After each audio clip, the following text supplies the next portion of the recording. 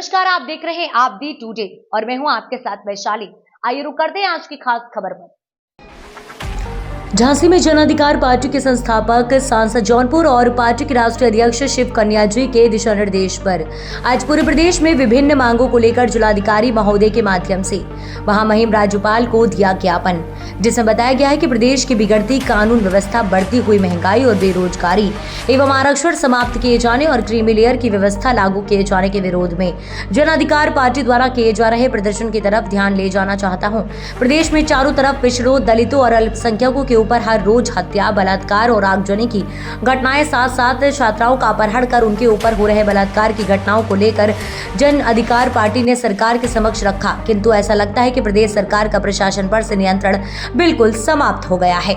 आए दिन घटनाएं हो रही हैं, जिससे जन अधिकार पार्टी ने ज्ञापन के माध्यम से अपनी मांगों को लेकर ज्ञापन सौंपा, जिसमें प्रमुख रूप से मांगे रखी जो इस प्रकार हैं। पहला, देश जातिगत जनगणना कराई जाए जिससे सभी को बराबर का हक अधिकार मिले। समान शिक्षा लागू की जाए जिससे गरीब हो या हो धनवान सबको शिक्षा एक समान मिले।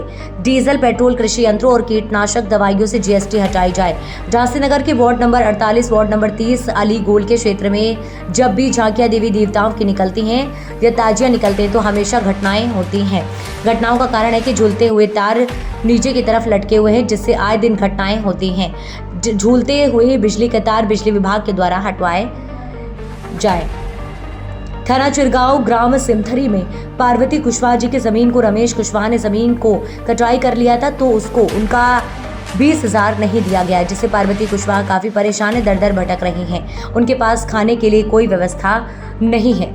रीना शर्मा पत्नी मंगल कुशवाहा निवासी उन्नाव गेट से शादी कोर्ट मैरिज की थी, लेकिन पति द्वारा 6 महीने के बाद ही प्रताड़ित करना शुरू कर दिया गया है और घर से बेदखल कर दिया गया। अभी रीना वर्मा जगह जगह न्याय की गुहार लगा रही हैं, उनको भी न्याय दिलाया जाए। महोदय, झांसी जिले में चकबंदी ग्राम पंचायत में लेखपाल की कानूनगो के द्वारा गरीब किसानों से खसरा खतौनी, दाखिल खारिज में नुकसान का फायदा का डर दिखाकर अवैध वसूली, धन वसूली हो रही है। कृपया अवैध वसूली रोकने के लिए उचित प्रयास किए जाए। मौके पर उपस्थित रहे आरडी फौजी मंडल उपाध्यक्ष शैलेंद्र सिंह मौर्य, गीता कुशवाहा, ग्राम मिरौना, प्रेमवती कुशवाहा, अनमोल आदि दर्जनों लोग उपस्थित रहे।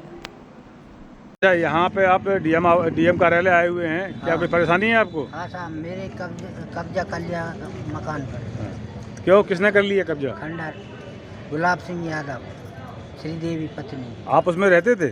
नहीं, खाली पड़ा हुआ था? गिर गया था। अच्छा, तो वहाँ पे आपने शिकायत नहीं करी?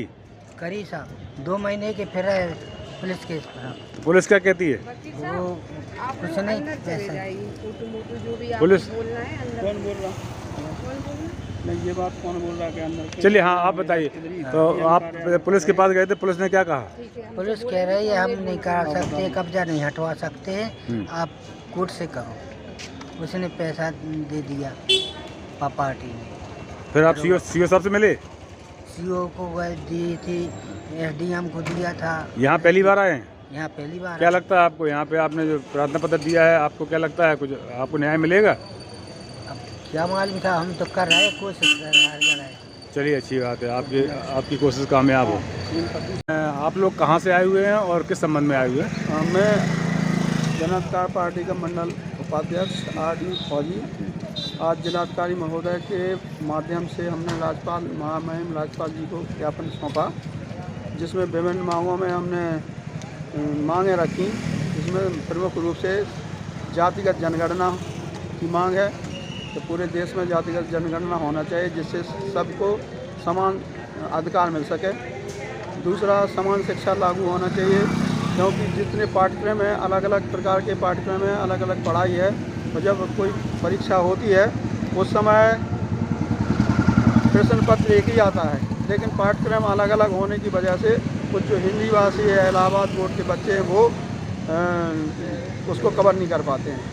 तीसरी मांग हमारी और है कि जो क्षेत्र में ग्रामीण क्षेत्र की जो समस्याएं हैं, जो शासन प्रशासन उस पर बहुत सुस्त है, क्योंकि जो गरीब किसान यहाँ तक जब उनका चैनल बना हुआ है कि डीएम कार्यालय से एसडीएम है, एसडीएम के बाद थानेदार, तहसीलदार और भी हैं, इन लोगों को अपनी ड्यूटी नहीं कर रहे जी लोग।